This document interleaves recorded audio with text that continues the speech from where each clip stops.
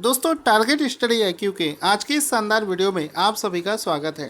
दोस्तों आप सभी ने म्यूचुअल फंड के लिए एक ऐड देखा होगा जिसमें ये बोला जाता है म्यूचुअल फंड सही है। साथ ही साथ में उसमें बोला जाता है mutual fund is a subject of market risk. यानी कि क्या होता है कि जब भी हम अपना पैसा ऑनलाइन लगाते हैं म्यूचुअल फंड के माध्यम से, तो जो सेबी होता है जो कि म्यूचुअल फंड को पूरे तरीके से मॉनिटर करता है, उसने अलग अलग कैटेगरीज बना रखी है म्यूचुअल फंड लेने के लिए। अब इसमें क्या होगा, जब भी कोई आप फंड लेंगे तो उसमें आपको वो दिखा देगा कि इसमें रिस्क जो है ये लो है या मॉडरेट लो है या फिर मॉडरेट रिस्क है। इसके अलावा जैसे जैसे आप और अलग प्रकार की कंपनियों में पैसा लगाते हैं तो उसमें आपको ये दिखाएगा कि इसमें रिस्क मॉडरेट हाई है या फिर हाई है। तो अभी इसको लेकर एक क्वेश्चन क्या बना है वो समझते हैं, जिस पर बनेगा आज का पहला प्रश्न। क्वेश्चन बना है कि जो सेबी है, जिस तरीके से सभी बैंकों का बैंक होता है आरबीआई सभी बैंकों का बैंक होता है और भारत के अंदर किसी भी बैंक को चलाने के लिए आरबीआई ही गाइडलाइंस बनाता है। उसी प्रकार से भारत का जो शेयर मार्केट है और जो म्यूचुअल फंड वगैरह है ये सब का मॉनिटर करता है सेबी। तो सेबी ने म्यूचुअल फंड योजनाओं पर जोखिम के स्तर को निर्धारित करने के लिए जोखिम ओ मीटर में जोखिम की कितनी श्रेणियां होती हैं। तो आंसर हो जाएगा इसमें जोखिम की 6 श्रेणियां होती हैं। जैसा कि मैंने अभी आपको दिखाया है कि इसमें जोखिम की 6 श्रेणियां होती हैं। तो इसमें देखो, हम लोग अगर काउंट करें जोखिम की श्रेणियों को तो हम लोग यहाँ से काउंटिंग शुरू करते हैं। एक तो ये हो गई लो वाली, एक हो गई, 2, 3, 4, 5। तो ये तो 5 ही हुई हैं, जबकि मैं कह रहा हूँ कि सर इसमें 6 होती हैं। तो कन्फ्यूज़न दूर करो, ये 5 और मैं बता रहा हूँ 6, ये क्या होता है।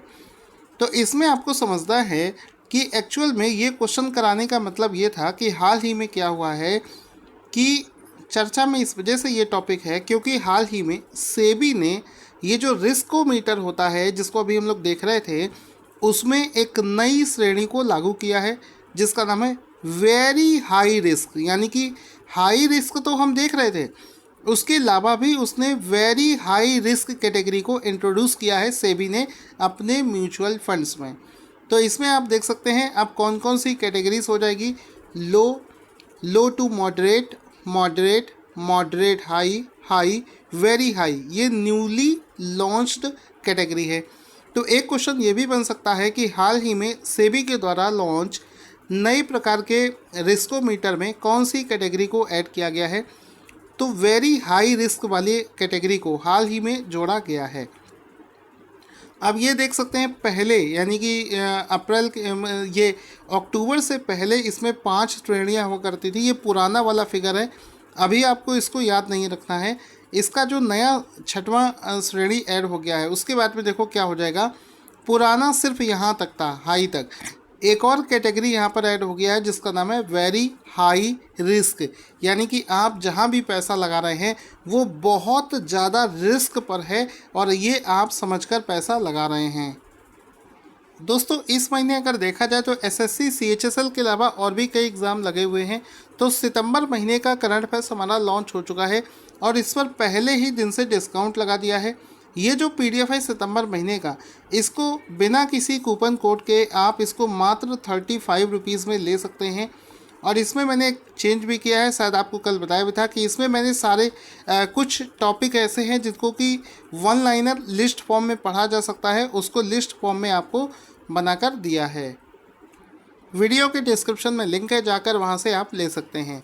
दोस्तों अगला क्वेश्चन है कि भारत के सबसे बड़े HPC AI सुपर कंप्यूटर का क्या नाम है जिसे centre for development of advance computing यानी कि CDAC द्वारा कमीशन किया जाएगा। तो आंसर हो जाएगा परम सिद्धि। ऑप्शन नंबर 20 का राइट आंसर हो जाएगा। एक बहुत ही फास्ट HPC का मतलब होता है हाई परफॉर्मेंस कंप्यूटर और ये आर्टिफिशियल इंटेलिजेंस से लेस होगा। ये जो सुपर कंप्यूटर है इसका नाम रखा जाएगा परम सिद्धि। तो इसमें इसका एक फ़ोटो भी देख सकते हैं हम लोग। इसमें देखो लिखा है, ये सुपर कंप्यूटर को दर्शाने के लिए एक फ़ोटो लगा दिया है और लिखा है CDAC to commission India's fastest यानी कि पूरे भारत का सबसे fast HPC AI artificial intelligence पर चलने वाला कंप्यूटर, सुपर कंप्यूटर जिसका नाम है परम सिद्धि AI विद एनवीडिया के साथ मिलकर इसको बनाया जा रहा है। तो सीडेक और एनवीडिया इस पर काम कर रहे हैं और जो कि सुपर कंप्यूटर जिसका नाम है परम सिद्धि इसको डेवलप करेंगे। दोस्तों अगला शानदार क्वेश्चन है, स्टेट बैंक ऑफ इंडिया का नाम सभी ने सुना होगा, उसके नए चेयरमैन कौन बनाए गए हैं? तो आंसर हो जाएगा हाल ही में दिनेश कुमार खारा को स्टेट बैंक ऑफ इंडिया का नया चेयरमैन बना दिया गया है। हाल ही में SBI के यहाँ पर पहले इसका फ़ोटो देखेंगे, इसमें देखो लिखा है Dinesh Kumar Khara appointed as new SBI chairman. साथ ही साथ में नीचे लिखा है, शायद आपको ना दिख रहा हो, कि दिनेश कुमार रिप्लेसेस रजनीश कुमार। तो ये जो दिनेश कुमार खारा हैं ये SBI के पूर्व चेयरमैन यानी कि रजनीश कुमार को रिप्लेस करेंगे और SBI के नए चेयरमैन बनाए गए हैं। एक चीज़ और है, अभी मैंने आपको कुछ दिन पहले क्वेश्चन करवाया था कि स्टेट बैंक ऑफ इंडिया में एक नए व्यक्ति को अपॉइंट किया गया है जिनका नाम था चरणजीत अन्ना। तो ये जो चरणजीत अन्ना हैं इनको कौन सी पोजीशन पर SBI में अपॉइंट किया गया था, ये चीज़ आप लोग कमेंट करके बताएंगे। अभी SBI के चेयरमैन बनाए गए हैं दिनेश कुमार खारा, जिनका फ़ोटो भी आप यहाँ पर देख सकते हैं। आगे चलते हैं दोस्तों, क्वेश्चन बनेगा कि देखो अभी एक प्रॉब्लम आ रही थी, जो क्या हो रहा था कि जो वेंडर्स होते हैं जो सड़कों के किनारे खाना बेचा करते हैं वो बेचारे इतने गरीब होते हैं, उनको टेक्नोलॉजी के बारे में नहीं पता होता है और इस समय चूँकि लॉकडाउन चल रहा है लोग ज़्यादा उनसे ख़रीद भी नहीं रहे हैं, तो ऐसे लोगों की कैसे मदद करी जाए ये बड़ी एक समस्या आ रही थी। तो शहरी और आवास मंत्रालय ने स्ट्रीट फूड जो वेंडर्स होते हैं विक्रेताओं को ऑनलाइन लाने के लिए किस कंपनी के साथ में साझेदारी करी है?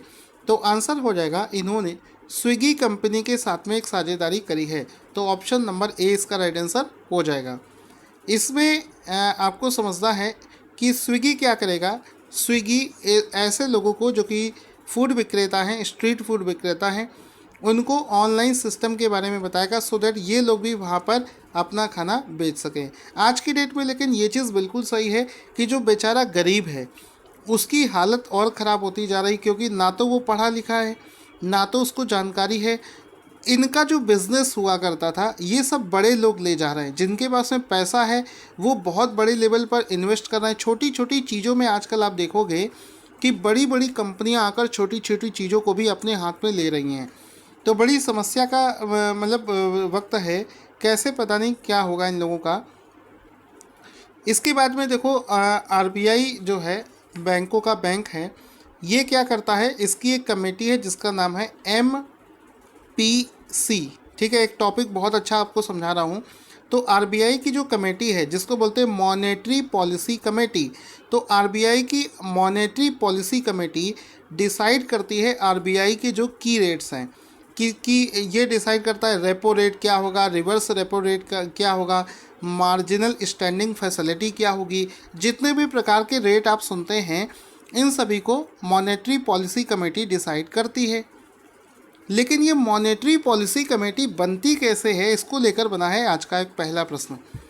देखो भारतीय रिजर्व बैंक जो है इसकी मौद्रिक नीति समिति यानी कि मॉनेटरी पॉलिसी कमेटी MPC आपको शॉर्टकट में दिखेगा, उसमें सदस्यों की संख्या कितनी होती है? तो आंसर हो जाएगा ऑप्शन नंबर डी, यानी कि इसमें कुल सदस्यों की संख्या होती है 6 सदस्य इसमें होते हैं।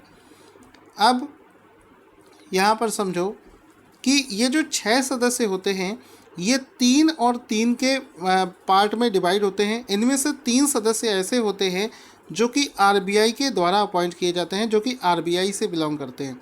बचे हुए 3 सदस्यों को अपॉइंट किया जाता है, इनका सिलेक्शन किया जाता है भारत सरकार के द्वारा। तो 3 तो RBI के खुद के हो गए और 3 बाहरी लोगों को सेलेक्ट किया जाता है, तब जाकर मॉनेटरी पॉलिसी कमेटी में 6 लोगों को पूरा किया जाता है।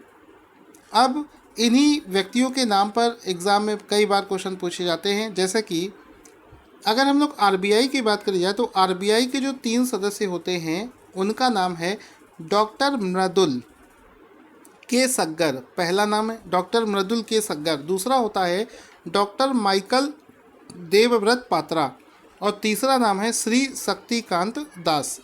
तो ये 3 व्यक्ति तो आरबीआई से हो गए।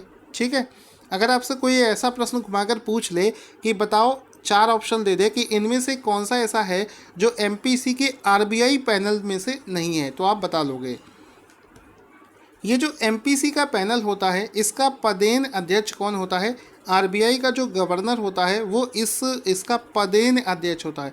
पदेन अध्यक्ष का मतलब होता है जो भी आरबीआई का गवर्नर बनेगा उस व्यक्ति को इस कमेटी का हेड बना दिया जाता है ऑटोमेटिकली। इसके बाद में एक क्वेश्चन बनेगा कि भारत सरकार द्वारा नियुक्त किए गए आरबीआई के एमपीसी समिति के नए बाहरी सदस्यों के नाम बताइए। तो हम आपको 6 में से 3 व्यक्तियों का नाम बता चुके थे जो कि आरबीआई से ही थे। आरबीआई के अलावा जो 3 बचे व्यक्ति हैं उनका नाम आपको बताना है। तो उनका नाम हो जाएगा आसिमा गोयल, जयंत आर वर्मा और शशांक भिड़े। और ये टॉपिक इस समय इस वजह से करवा रहा हूँ क्योंकि हाल ही में अक्टूबर में ही इन 3 नए लोगों को अपॉइंट किया गया है। ठीक है, तो इन तीनों के नाम याद रखना, आसिमा गोयल, जयंत आर वर्मा और शशांक भिड़े। ये 3 वो लोग हैं जिनको हाल ही में अपॉइंट किया गया है। इनका फ़ोटो भी आप देख सकते हैं। शशांक भिड़े, आसिमा गोयल, जयंत आर वर्मा, ये 3 लोग हैं जिनको हाल ही में इस कमेटी में शामिल किया गया है। एक चीज़ और है, इन तीनों लोगों का जो सिलेक्शन है उसको सेलेक्ट करने के लिए भी एक कमेटी बनाई जाती है जो कि जिसने इन तीनों का सिलेक्शन किया हुआ होगा। तो वो जो कमेटी है जिसने इनका सिलेक्शन किया है उसके अध्यक्ष हैं तरुण बजाज उसके अध्यक्ष हैं जिन्होंने इसका अपॉइंटमेंट किया है। आरबीआई के इस समय जो गवर्नर है वो 25वें गवर्नर है जिनका नाम है शक्तिकांत दास। आरबीआई का हेडक्वार्टर दिल्ली में नहीं होता है, मुंबई में होता है। स्थापित करी गई थी 1 अप्रैल 1935 को कोलकाता में, ये भी आपको पता होना चाहिए। अब एक प्रश्न बनेगा कि बताइए भाई साहब, भारत सरकार द्वारा अपॉइंट किए गए आरबीआई के एमपीसी के 3 बाहरी सदस्यों का कार्यकाल कितना होता है? तो आंसर हो जाएगा, ये जो 3 बाहरी सदस्य हैं इनका कार्यकाल होता है मात्र 4 साल। तो ऑप्शन नंबर बी 4 ईयर्स इसका राइट आंसर हो जाएगा। 4 साल इसका राइट आंसर हो जाएगा। इसके बाद में चर्चा में चल रहे देशों का एक समूह जिसको क्वाड कंट्रीज़ बोलते हैं, क्वाड कंट्रीज़ के विदेशी मंत्रियों की बैठक हाल ही में आयोजित करी गई है। इस क्वाड कंट्रीज़ में कौन कौन से देश आते हैं? तो आंसर हो जाएगा, इसमें आता है इंडिया, अमेरिका, जापान और ऑस्ट्रेलिया। एक एग्ज़ाम में ऐसा पूछा गया था कि बताओ क्या भारत क्वाड कंट्रीज़ का हिस्सेदार है? तो आंसर हो गया था कि यस, भारत भी इसका एक हिस्सेदार देश है। तो ये 4 देश क्वाड कंट्रीज़ में आते हैं। एक बार फिर से देख लेना कौन कौन सा है, झंडा देखकर पहचानो। भारत, जापान, ये अमेरिका और ये कौन सा, ऑस्ट्रेलिया। ये 4 देश जो कि इसमें शामिल किए गए हैं। इंडिया, अमेरिका, जापान, ऑस्ट्रेलिया, ये 4 देश इसमें शामिल किए गए हैं। इसके अलावा ये जो क्वाड कंट्रीज़ हैं इनके विदेश मंत्रियों की बैठक हाल ही में आयोजित करी गई है, उसी वजह से ये क्वेश्चन न्यूज़ में चल रहा है। तो ये भी पूछा जा सकता है क्वाड कंट्रीज़ के विदेश मंत्रियों की बैठक कहाँ पर आयोजित करी गई है? तो जापान के टोक्यो में इसको आयोजित किया गया था। आगे चलते हैं। क्वेश्चन बनेगा, नागरिक उड्डयन सुरक्षा ब्यूरो यानी कि bureau of civil aviation security के डायरेक्टर जनरल महानिदेशक कौन बनाए गए हैं? तो हाल ही में एम ए गणपति को डायरेक्टर जनरल बनाए गए हैं सिविल एविएशन सिक्योरिटी। तो इसमें आप देख सकते हैं BCAS का director general MA Ganapathy appointed director general of civil aviation security. ठीक है, तो एक बार देख लेना, bureau of civil aviation security BCAS के डायरेक्टर जनरल बनाए गए हैं, जिसकी स्थापना 1978 में इसका हेडक्वार्टर नई दिल्ली में स्थित है।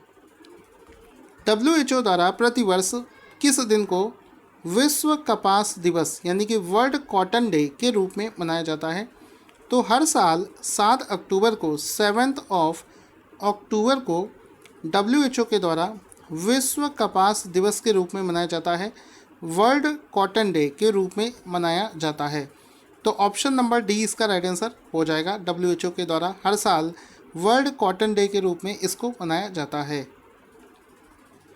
आई होप आपको वीडियो पसंद आया होगा। दोस्तों, सितंबर महीने का जो PDF है उस पर पहले ही दिन से डिस्काउंट लगा दिया है, तो आप इसको जाकर वीडियो के डिस्क्रिप्शन में लिंक है वहाँ से ले लीजिए। आज का क्वेश्चन जिसका आंसर आप देना चाहते हैं, भारतीय डेवलपर्स के लिए किस कंपनी ने एंड्रॉयड मिनी ऐप स्टोर को लॉन्च किया है? जल्दी से अपने आंसर्स को कमेंट बॉक्स में लिखना ना भूलें और इस वीडियो को तहे दिल से लाइक और शेयर करना ना भूलें।